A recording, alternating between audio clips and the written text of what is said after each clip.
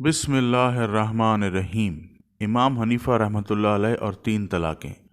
امام اعظم ابو حنیفہ رحمۃ اللہ علیہ کے زمانے میں ایک آدمی رات کو گھر کی چھت پر اپنی شریک حیات کے ساتھ گپ شپ میں مصروف تھا کہ اچانک اس کی نظر آسمان کے چاند پر پڑی جو کہ پورے جوبن پر تھا۔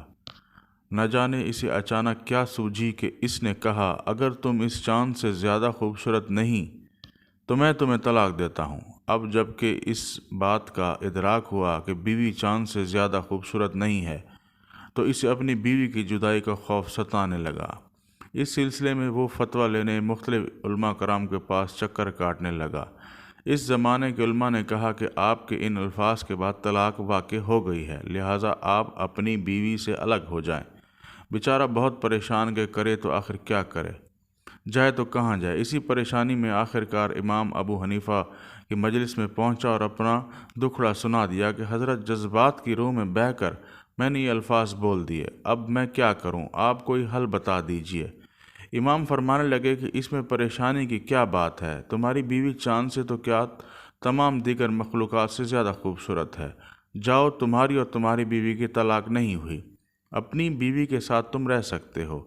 اب جب اس زمانے کے اماموں کو یہ معلوم ہوا تو انہوں نے امام کو آڑے ہاتھوں لیا کہ خود تو زمانے کا امام کہلانے والا سرعام زنا کے فتوے دے رہا ہے۔ جب علماء کی چہ مگوئیاں حد سے بڑھ گئیں تو امام نے سب کو بلا کر فرمایا، کیا تم لوگ قرآن نہیں پڑھتے؟ سب نے کہا کہ کیوں نہیں؟ تو امام صاحب فرمایا، پھر آپ سب قرآن کی سورت 3 کی آیت نمبر 4، البتہ بے شک ہم نے انسان کو خوبصورت ترین مخلوق پیدا فرمایا، پہلے انجیر، زیتون، جبل طور اور شہر مکہ کی قسم اٹھائی، اور مزید فرمایا کہ ہم نے انسان کو خوبصورت ترین مخلوق پیدا فرمایا ہے۔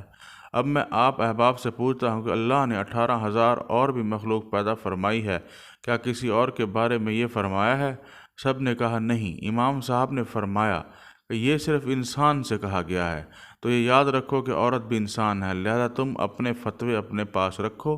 اور آدمی سے فرمایا، مطمئن ہو کر گھر جاؤ، تمہاری طلاق نہیں ہوئی۔ جزاک اللہ۔